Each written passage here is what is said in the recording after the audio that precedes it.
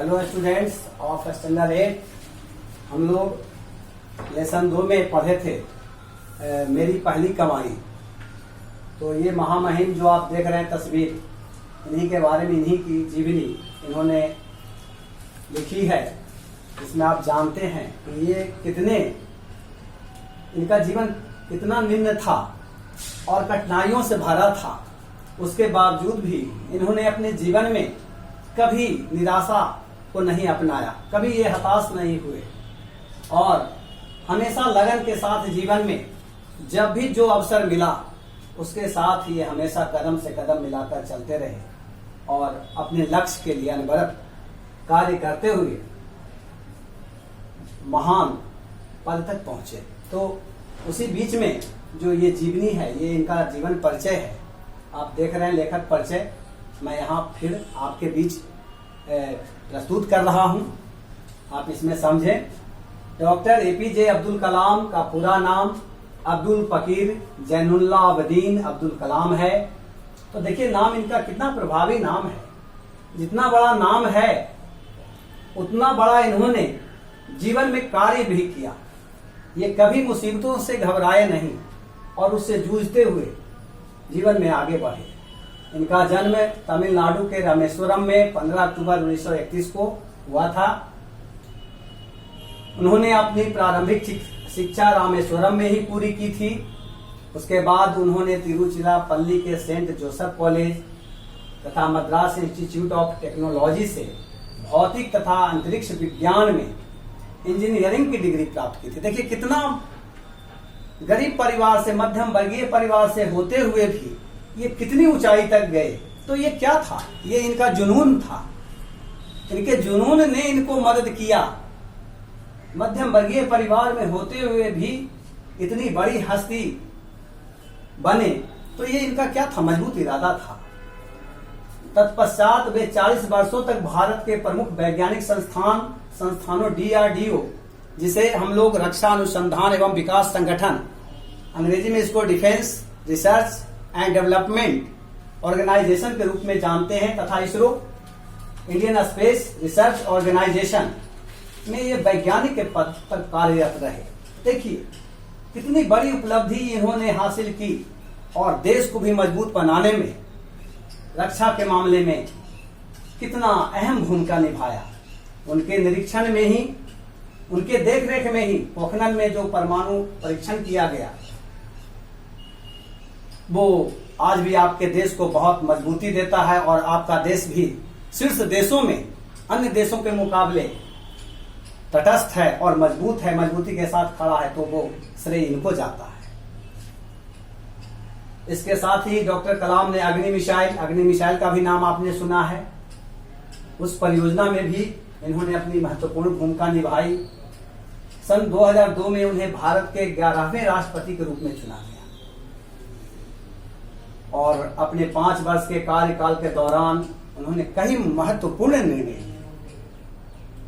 तो इनमें कितना बड़ा जज्बा था कि हम अपने देश को ऐसा बना दें, इतना मजबूती दे दें कि हमारे बाद भी हमारा राष्ट्र हमें याद करे। तो बच्चों, आप लोगों में भी यही भाव होना चाहिए, जिससे कि आपको अपने परिवार का, अपने समाज का और अपने राष्ट्र को आपके ऊपर गर्व हो। यही प्रेरणा इनसे मिलती है, इनके जीवनी से प्रेरणा मिलती है।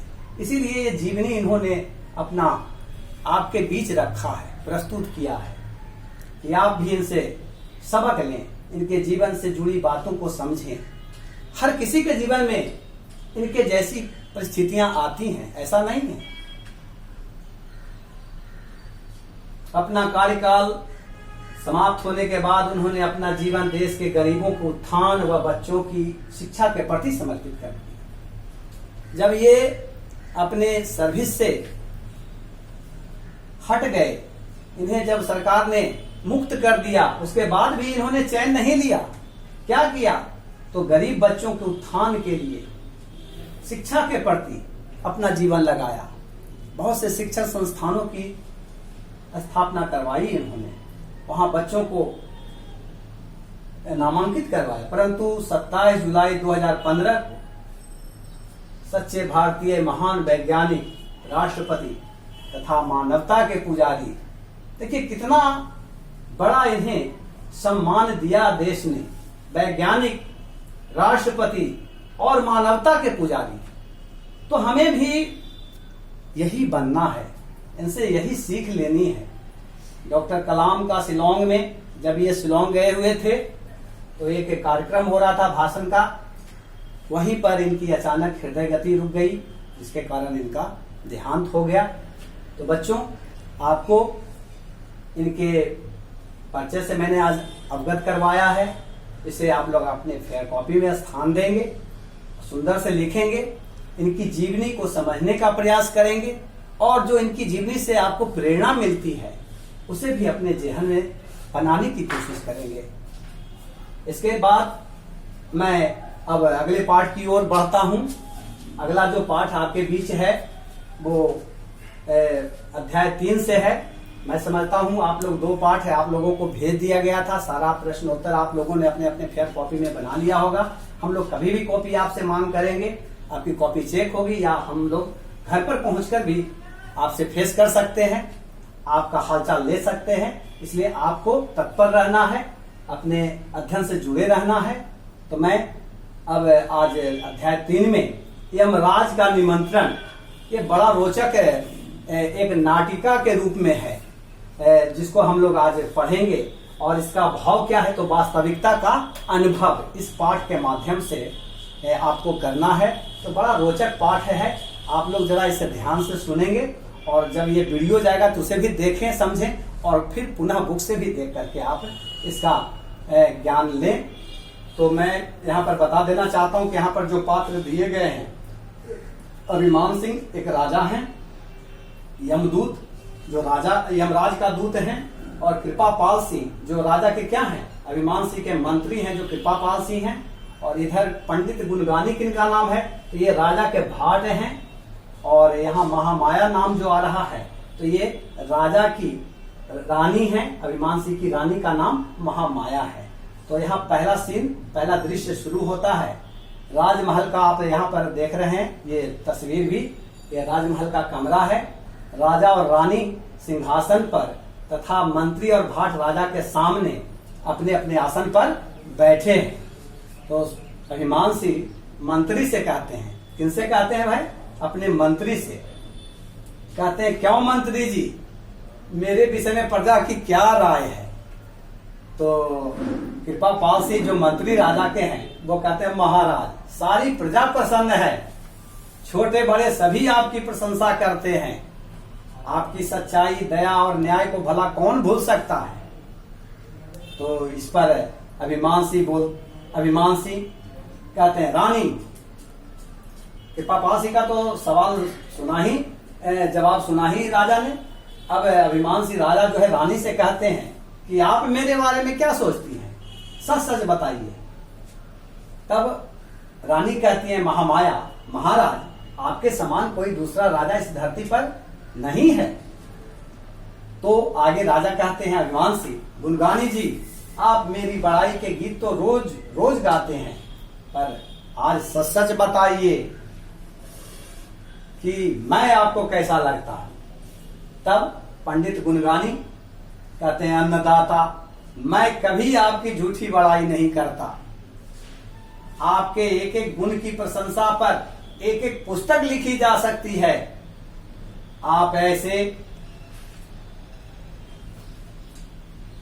ऐसे वीर हैं कि जब आप चलते हैं तो पृथ्वी डगमगाने लगती है, हिमालय थर्राने लगता है और शेषनाग की पीठ पर छाले पड़ जाते हैं।